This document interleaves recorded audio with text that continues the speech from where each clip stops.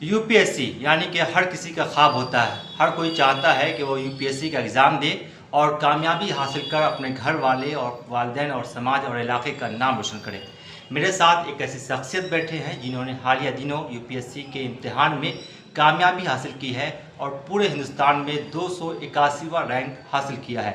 यानी कि आने वाले वक्त में कहीं न कहीं किसी न किसी ज़िले का एसपी होंगे।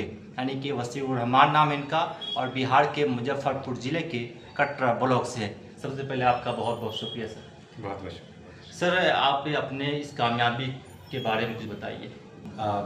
यूपीएससी एग्ज़ाम में कामयाबी मेरे लिए बहुत सुकून का एक मंज़र है मेरे लिए, बिकॉज़ एक अच्छा खासा वक्त लगा है मेरा इस तैयारी में, और मेरे वालिदैन और मेरे घर वाले और रिश्तेदार और सारे उस इलाके के लोग काफ़ी खुश हैं, तो मेरे लिए ये बहुत बड़ा अचीवमेंट है। सर आपकी जो शुरुआती शिक्षा हुई, तालीम हुई, वो कहाँ से हुई, कैसे हुई, थोड़ा बताइए सर।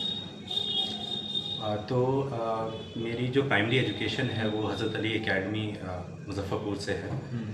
उसके बाद मैंने डीएवी पब्लिक स्कूल बकरी मुज़फ़्फ़रपुर से फिर मैंने क्लास 8 तक पढ़ाई करी। जिसके बाद फिर मैं अलीगढ़ मुस्लिम यूनिवर्सिटी चला गया, और अलीगढ़ मुस्लिम यूनिवर्सिटी में 9th से लेकर 12th तक मैंने वहाँ पढ़ाई करी, स्कूलिंग करी। और जिसके बाद फिर बहुत सारे जो 2014 में पीएमटीज़ हुआ करते थे, मेडिकल एंट्रेंस एग्ज़ाम अलग अलग स्टेट्स के, वो दिए मैंने, और यही पीएमटी दिया। अल्हम्दुलिल्लाह उसमें बिहार स्टेट में मेरा रैंक 1 था। और फिर उसके बाद मैंने दिल्ली में वर्धमान महावीर मेडिकल कॉलेज और सफदरजंग हॉस्पिटल से मैंने अपना एमबीबीएस किया, और एमबीबीएस के बाद फिर मैंने यूपीएससी की तैयारी में मैंने अपना टाइम दिया है। आप एमबीबीएस डॉक्टर हैं, तो आखिर ये यूपीएससी का ख्याल कब और कैसे आया?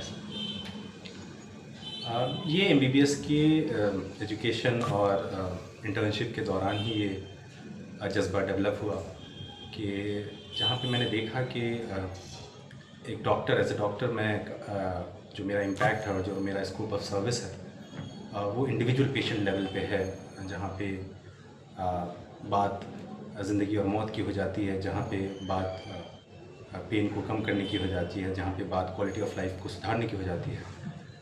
बट मुझे ये महसूस हुआ कि अगर मैं एडमिनिस्ट्रेशन में जाता हूँ तो मुझे एक बड़ा प्लेटफॉर्म मिलेगा, जहाँ पे ना सिर्फ मैं कुछ इंडिविजुअल पेशेंट्स की, बट रादर एक बड़े तबके की और एक हज़ारों और लाखों की संख्या में जो लोग हैं उनकी कहीं ना कहीं मैं मदद कर पाऊँगा। तो वो मेरे लिए बहुत बड़ी अपॉर्चुनिटी होगी, और जो मेरा सर्विस का दायरा है वो बढ़ जाएगा। आप कटरा ब्लॉक से ही हैं या फिर किसी गांव देहात से हैं?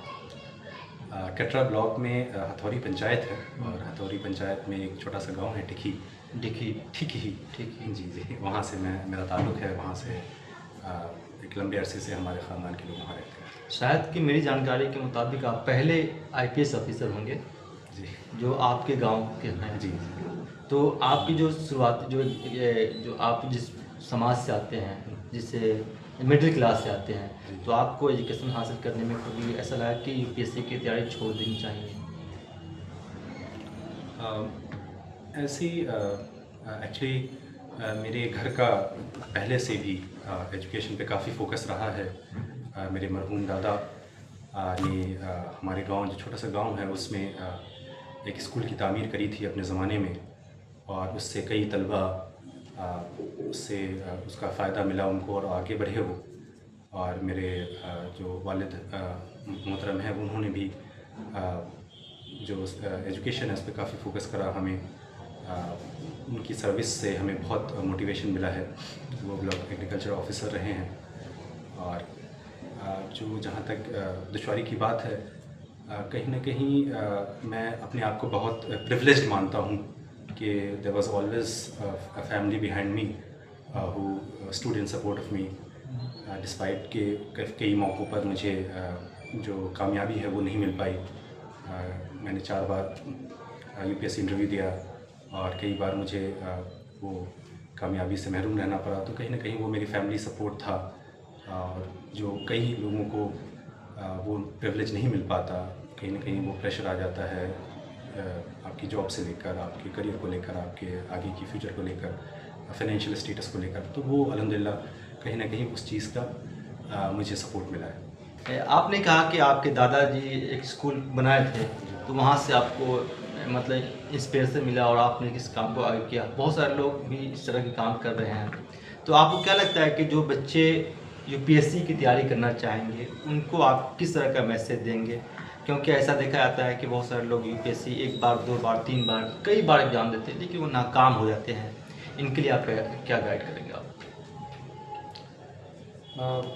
यूपीएससी की तैयारी का फ़ैसला लेना कि वो तैयारी करेंगे, ये बहुत हिम्मत वाली बात है, क्योंकि काफ़ी अनसर्टेनिटी है इस पूरे प्रोसेस में, और एक जो सक्सेस रेशियो है काफ़ी कम है। तो कहीं ना कहीं बहुत सारे लेवल पे कुछ इश्यूज़ रह जाते हैं, जहाँ पे जिसकी वजह से बच्चे उस मंजिल को नहीं नहीं अचीव कर पाते जो जिसका उन्होंने सपना देखा था। बट मैं उनसे यही कहना चाहूँगा कि जो आपने हिम्मत दिखाई है, अगर आप इस तैयारी में आपने एक हिम्मत के साथ कदम रखा है, तो उस हिम्मत को मेंटेन करके रखें आप, चाहे कितने भी फेलियर्स आपके सामने आए, उस हिम्मत का जज्बा होना चाहिए आपके अंदर। और दूसरी चीज़ कि एक इंट्रोस्पेक्शन हमेशा इंसान को अपना करना चाहिए कि अगर हम कहीं पे किसी चीज़ की कमी रह गई है, किसी चीज़ की वजह से अगर हम ये सक्सेस हासिल नहीं कर पाए, तो उसका हमें इंट्रोस्पेक्ट करना है, हमें उस चीज़ को वापस क्वेश्चन करना है कि ऐसा क्यों हुआ, और उस पर हमें काम करना है।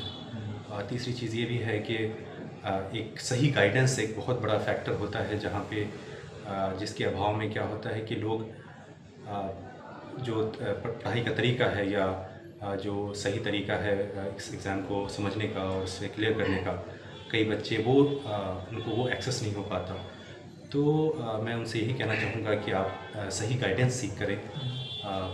सोशल मीडिया नहीं बल्कि ये जो अभी डिजिटल एजुकेशन का ज़माना है, उसमें क्या हुआ है कि जो कंटेंट है और जो नॉलेज है वो काफ़ी डेमोक्रेटाइज हो गया है, वो बहुत आसानी से आप तक पहुंच पा रहा है, जिसका बहुत सारे बच्चों ने छोटे छोटे गांव से, छोटे छोटे कस्बों से बच्चे उसको एक्सेस करके और आगे बढ़ रहे हैं। तो कहीं ना कहीं अगर आप एक सही स्ट्रेटजी के साथ आगे बढ़ते हैं, एग्ज़ाम के पैटर्न को समझते हैं, एक सही गाइडेंस सीख करते हैं, वो हिम्मत का और वो लगन का जज्बा बनाए रखते हैं, तो कामयाबी ज़रूर मिलेगी। सर, ये जैसे कि आपने कहा कि यूट्यूब यानी कि इस तरह के ऑनलाइन प्लेटफॉर्म, तो इससे अगर कोई बच्चा चाहे तो बहुत सारी चीज़ें हासिल कर सकता है। जी, मेरा जो अगला सवाल ये है कि आप कितने भाई हैं, आपकी फैमिली बैकग्राउंड क्या है?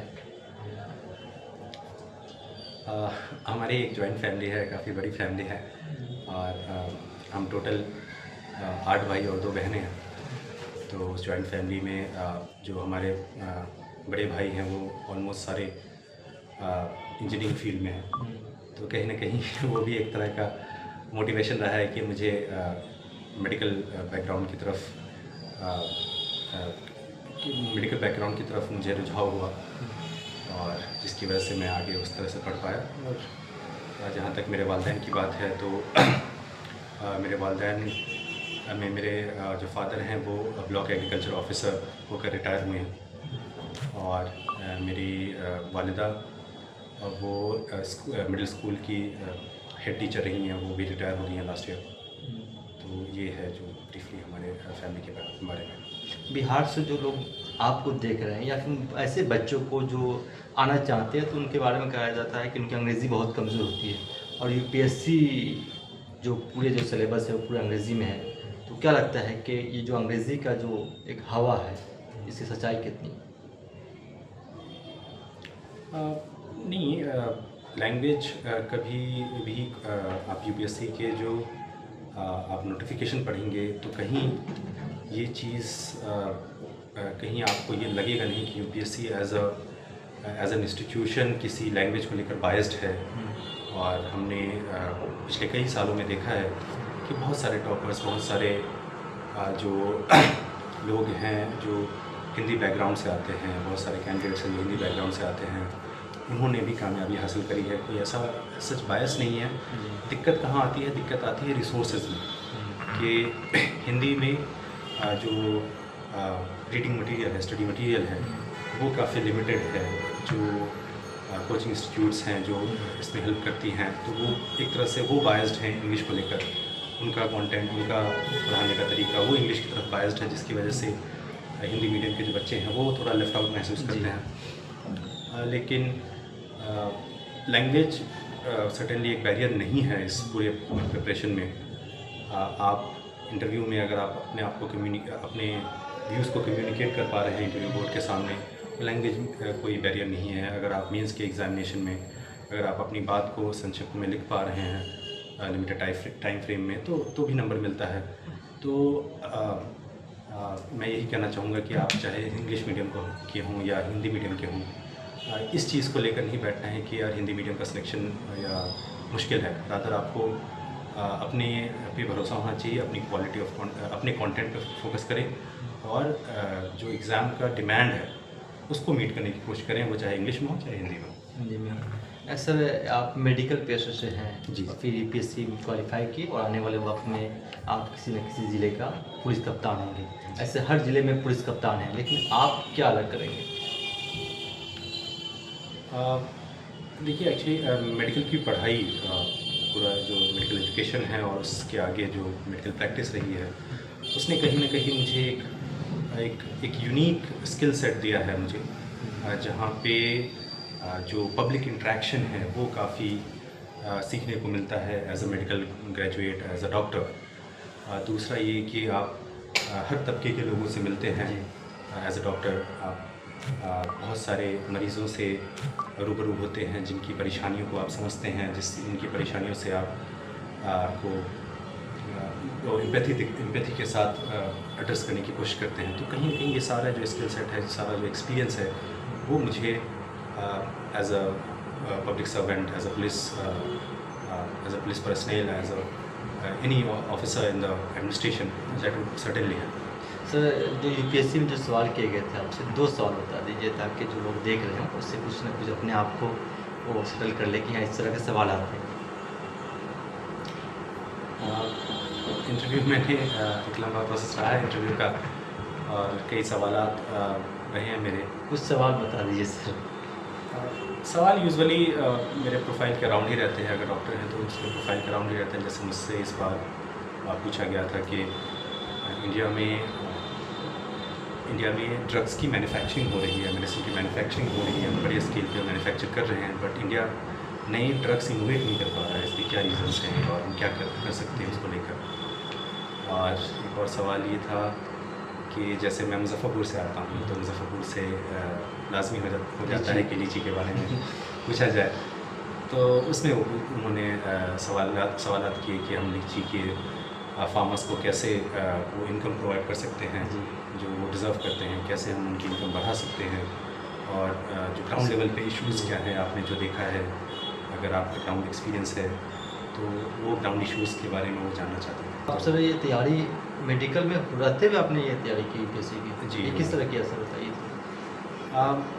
मैं प्रैक्टिस कर रहा था एज अ मेडिकल सफदरजंग में? जी, as a medical officer, junior medical officer मैं प्रैक्टिस कर रहा था। तो मैंने वो डिपार्टमेंट सेलेक्ट किया जहाँ पे थोड़ी वर्कलोड कम होता है। जी।